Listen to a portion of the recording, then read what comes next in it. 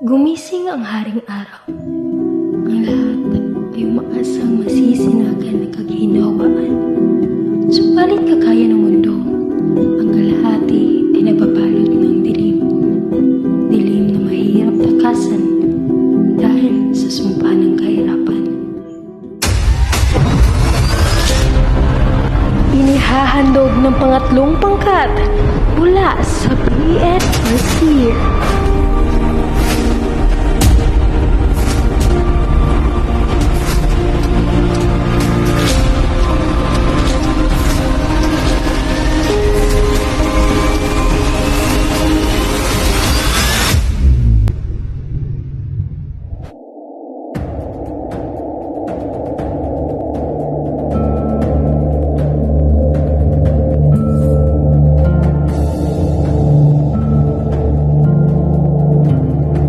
Kami ay lumuwas sa lugar na kung saan ay yung labis na masasaksihan ang kanya-kanyang pamumuhay ng mga tao sa kalagitnaan ng kahirapan.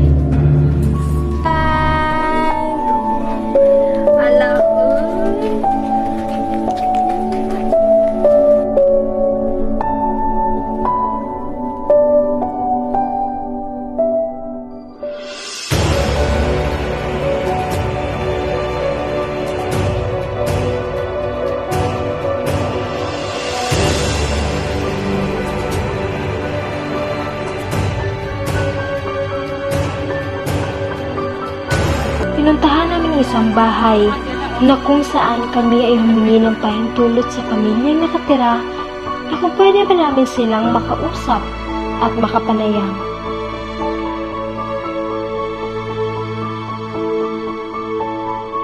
Sa trabaho sa imong bata mo.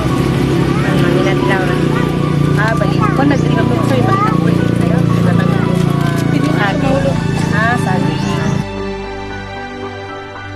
Kitang-kita sa kanilang mga mata na kung gaano kahirap ang kanilang sitwasyon. Nakakalungkot na makita natin ang mga batang lumalaki sa ilalim ng anino ng kahirapan.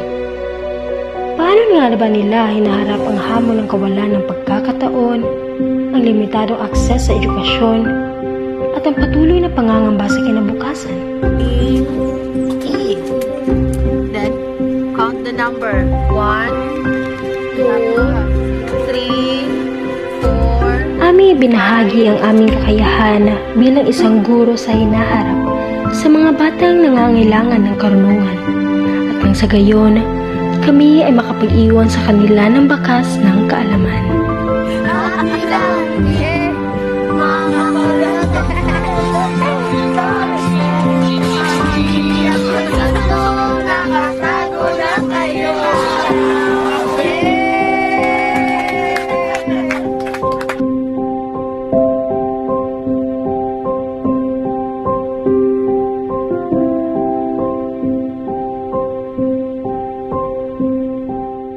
Bilang pagpapahalaga sa mga taong aming nakapanayam, naghanda kami ng kahit konting magpapangiti sa mga bata at esensyal na gamot para sa matatanda. Nang sa gayon ay may pakita namin ang aming taos-pusong pasasalamat sa kanila.